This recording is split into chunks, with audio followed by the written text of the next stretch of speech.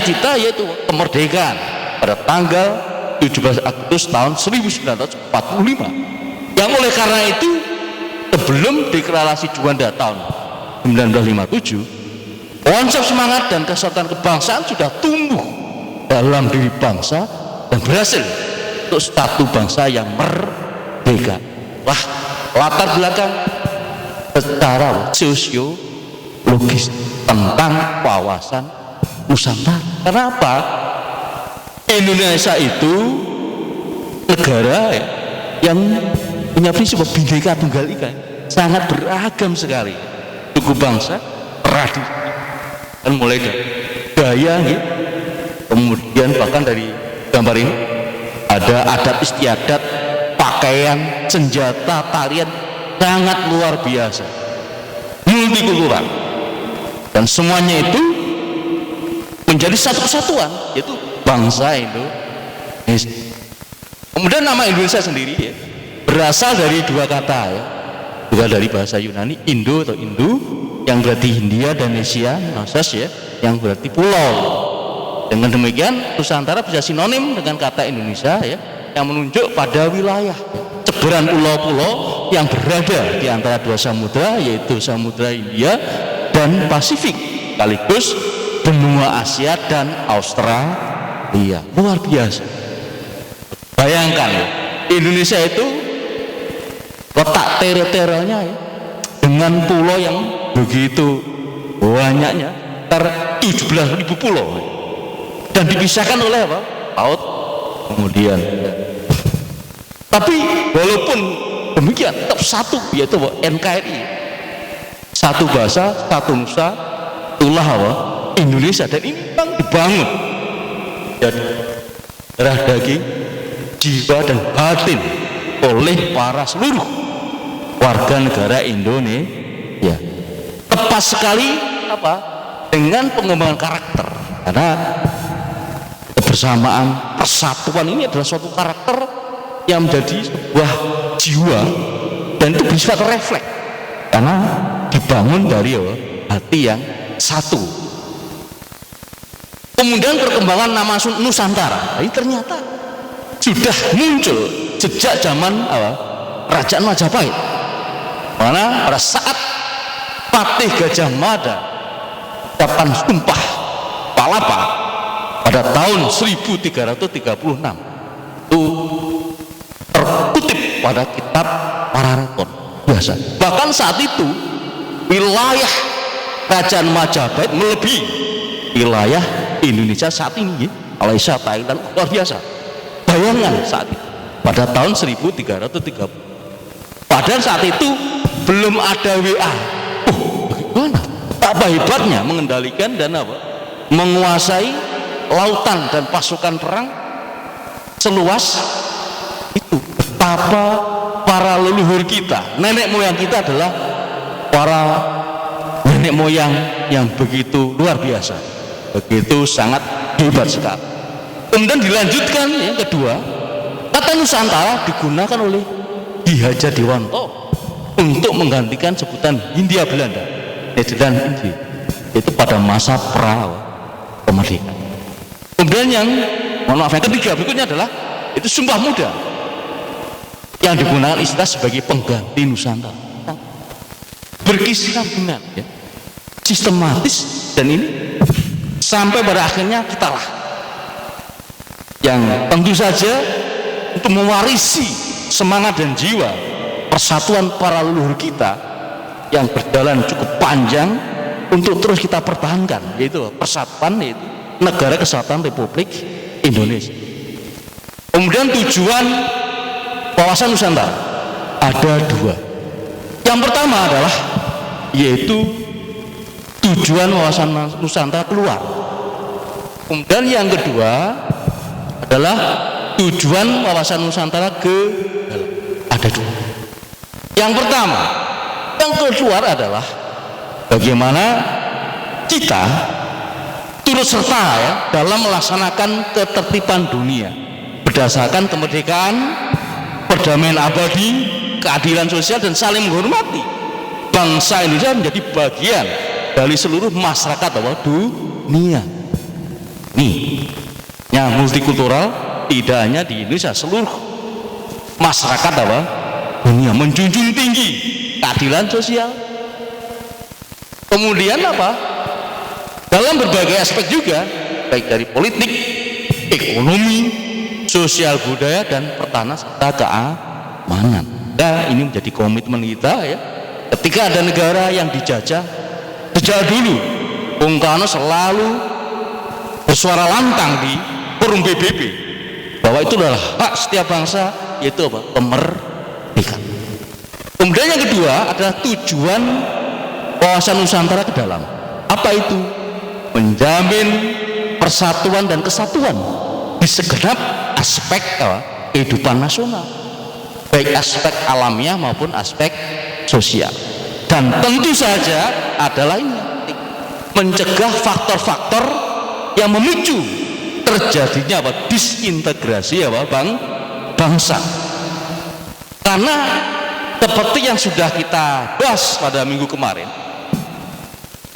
model penjajahan, model ekspansi dalam perang di abad modern sudah beralih ya. Ada perubahan sosial yang sangat urgent yang dulu lalu didominasi dengan ekspansi apa? Fisik ya. Ekspansi militer, penguasaan secara apa? Wilayah. Tapi sekarang sudah apa? Perang budaya, asimetris atau bisa disebut dengan proxy war.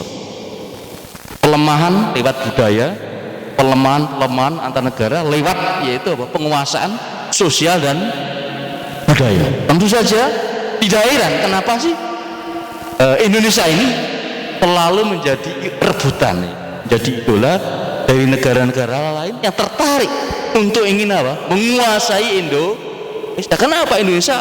Luar biasa. Begitu sangat melimpah ruah sumber daya alamnya ya. Ditanam apa saja bisa tumbuh, bisa mudah di lautannya, segala jenis ikan ada, sangat luar biasa, dan orang-orangnya sangat ramah dengan beraneka ragam apa? Tidak ada kekuatan-kekuatan tertentu yang ingin mencoba mengambil dengan cara apa? Salah satunya mengadu domba antara apa? Mengadu domba antara apa? Masyarakat yang ini bisa berpotensi terjadinya apa? Disintegrasi bangsa yang sudah terjadi di negara-negara lain. Nyata sudah banyak negara-negara yang dulunya kuat, dulunya besar, akhirnya apa? Carut marut, kemudian perang saudara, bahkan pecah menjadi berbagai negara-negara kecil yang baru sangat menjadi tantangan kita bersama. Untuk apa? Mari terus kita menjaga persatuan dan kesatuan dalam apa? Bingkai kebinakaan Indonesia. Kemudian fungsi wawasan Nusantara yang pertama adalah yaitu wawasan pertahanan dan keamanan nasional. Nah, pada pandangan geopolitik negara Indonesia ini mencakup ya seluruh tanah air ya, segenap wilayah negara kesatuan Republik Indonesia. Kenapa? Wilayah kita itu sangat luas di Indonesia gitu. Sehingga kadang-kadang kita sering mendengar ya ada istilah ada kapal-kapal asing yang mencuri ikannya Indonesia gitu ya. Ada negara-negara lain yang mencoba memasuki mencuri kayu-kayu atau pohon-pohon miliknya Indonesia. Saking luasnya. Ini tentu saja bagaimana kita menjaga pertahanan dan keamanan nasional. Kemudian yang kedua adalah wawasan kewilayahan Indonesia. Supaya apa? Indonesia terhindar ya dari potensi sengketa dengan negara lain. Beberapa waktu yang lalu sempat ya Indonesia konflik dengan Malaysia ya. Ternyata batas wilayahnya yang tiba-tiba berubah dan Indonesia dirugikan. Tentu saja tidak ubahnya kita ya sudah punya dan tanah, ada sertifikat tanah ya, walaupun belum dipagari, tiba-tiba kok ada orang yang berseberangan kita tiba-tiba bangun pawon masuk ke tanahnya kita. Nah, ini kan harus diklarifikasi. Dan ini bisa menjadi sumber konflik, sengketa dan perang antara negara tetangga. Kemudian yang ketiga, wawasan pembangunan. Nah, ini adalah ada beberapa unsur, mulai dari sosial politik, dan kesehatan politik, pertahanan serta keamanan negara, ekonomi dan sosial ekonomi. Kemudian yang keempat adalah konsep ketahanan nasional. Bagaimana dalam perencanaan pembangunan serta kewilayahan serta pertahanan keamanan nasional menjadi prioritas. Apa? Untuk melindungi segenap tumpah darah Indonesia. Nah, kemudian ada beberapa asas dalam wawasan Nusantara, dan ini menjadi sebuah karakter yang dimiliki oleh masyarakat Indonesia. Apa? Yang pertama adalah asas solidaritas, kekompakan, kebersamaan dan dari satu jiwa. Yang kedua adalah asas kejujuran. Kemudian yang ketiga adalah asas kesamaan tujuan, itu sama-sama memiliki arah pencapaian yang sama. Kemudian yang keempat adalah asas keadilan. Kemudian yang kelima adalah asas kerja sama. Nah, dan mari kita simak. Tentu saja kita ini sering mendengar istilah solidaritas, nggih. Oh, solid ini, kompak. Nah, solidaritas adalah perasaan emosional dan moral yang sama, ya. Apa? Ini dibangun bentuk oleh namanya bentuk kepedulian terhadap orang lain. Ketika ada tetangga kita, ada teman kita yang sedang menghadapi musibah, kita ikut merasa simpatik. Kemudian kita mencoba membantu, namanya apa? Solidaritas. Nah, ini menjadi tonggak penting dalam rangka apa? Menciptakan yaitu persatuan dan kesatuan suatu negara. Kemudian kejujuran. Kejujuran jadi hal yang penting. Kenapa? Kejujuran ini kadang-kadang menjadi hal yang sangat langka, ya. Tidak semua orang bisa bersikap jujur ketika posisi-posisi tertentu, dan ini menjadi tantangan kita. Bagaimana kita jadi apapun posisi kita haruslah selalu menjunjung tinggi kejujuran. Nah, kejujuran akan membawa sebuah hal yang baik demi kemasyarakatan bersama. Kemudian yang berikutnya lagi ada asas kesamaan tujuan. Ini merupakan tujuan, kemudian sekaligus komitmen dan kepentingan sama. Sebagai contoh ketika masa kemerdekaan, semua rakyat Indonesia bareng-bareng berjuang mengusir penjajah, kompak bareng-bareng ngusir satu tujuan yang sama. Nah, sekarang kita sudah merdeka, tujuan harus sama, bareng-bareng mengisi kemerdekaan dan membangun Indonesia yang semakin maju dan semakin jaya. Masuk pada aspek yaitu asas keadilan. Pada asas keadilan ini menjadi sebuah tuntutan penting. Karena apa? Dalam cita-cita nasional tidak boleh ada pihak tertentu maupun orang tertentu yang mengutamakan kepentingan kelompok, mengutamakan kepentingan sendiri, atau bahasanya diskriminasi, baik pada urusan hukum, urusan ekonomi, politik maupun sosial. Jadi sangat menyalahi asas keadilan ketika bahkan ada orang yang mana adalah anaknya pejabat misalnya, kemudian anaknya siapa ada perlakuan khusus. Wah, ini tidak boleh. Jadi siapapun harus sama, yaitu asas keadilan. Tidak boleh ada diskriminasi, jaga oleh kita bersama. Kemudian asas kerjasama ini penting sekali. Indonesia sangat terkenal sebagai masyarakat yang senantiasa bekerja sama ya, selalu kompak dalam kegiatan apapun yang saja. Kenapa? Dengan gotong royong, dengan kerjasama ini akan meringankan pekerjaan yang berat, akan menjadi ringan dengan bareng apapun itu bentuknya akan menjadi hal yang penting ya. Misalkan di desa ketika ada jembatan yang rusak, walaupun tidak atau belum ada uang dari pemerintah sekalipun, kalau sudah ada dibangun swadaya nggih, ada urunan.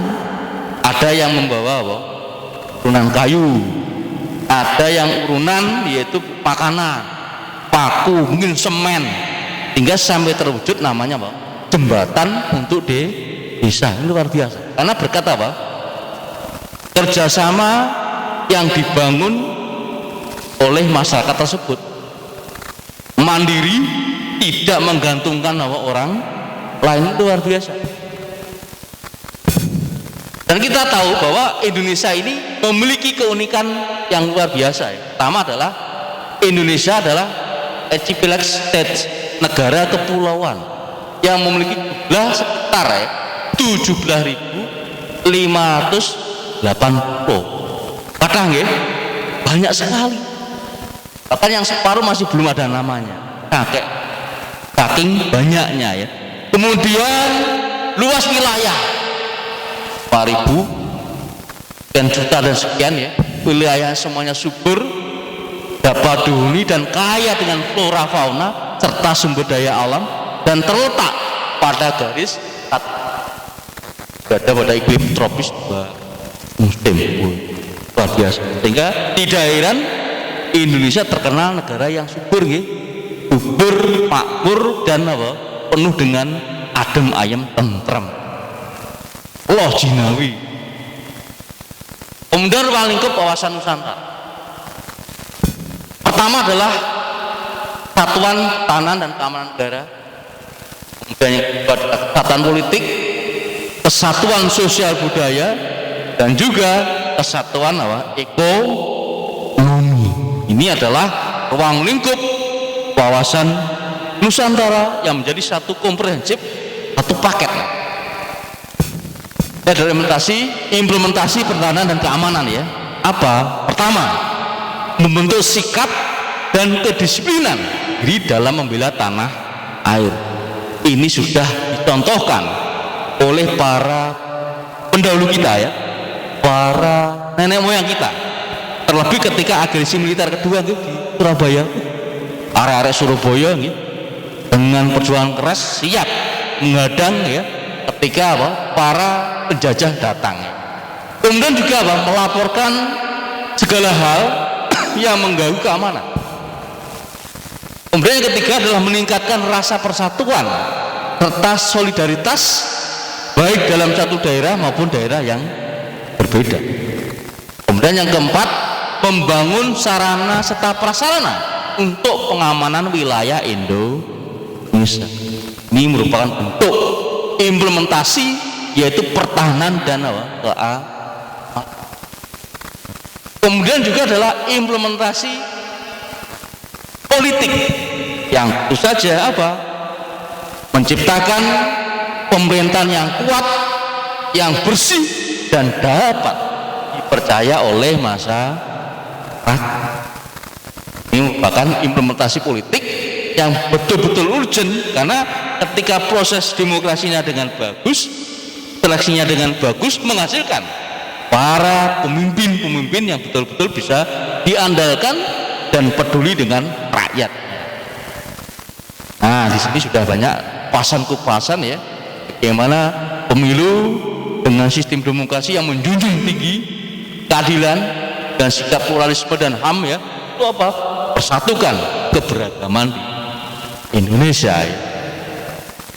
Dan sosial budaya juga demikian, bagaimana kita saling menghormati, menghargai setiap perbedaan, kemudian jadikan budaya sebagai sebuah tujuan wisata sekaligus menjadi sumber penghasilan bagi daerah maupun bagi negara. Ekonomi juga demikian ya, bangun bagaimana pemanfaatan kekayaan alam ini haruslah selalu menjaga kelestarian lingkungan hidup.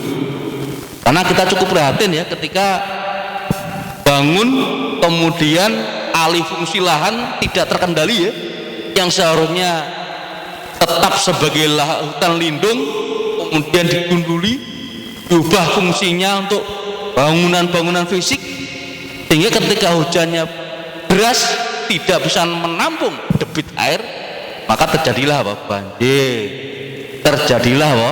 Longsor. Wah, ini tantangan kita dalam memanfaatkan sumber daya alam haruslah hitung dan mengkalkulasi tentang kelestarian lingkungan hidup, karena alamnya kita eksplorasi ini tidak hanya untuk kita, justru untuk siapa?